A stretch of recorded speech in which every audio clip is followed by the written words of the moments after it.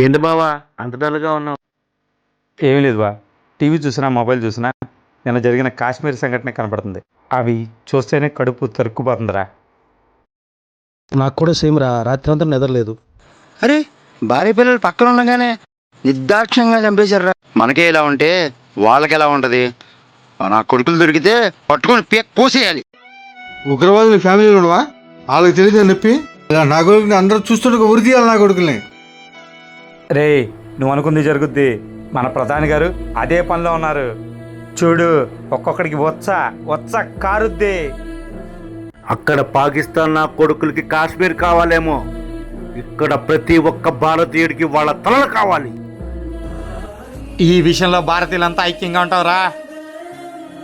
వాళ్ళు చచ్చేదాకా మేము నిద్రపోం. జై భారత్. జై హింద్.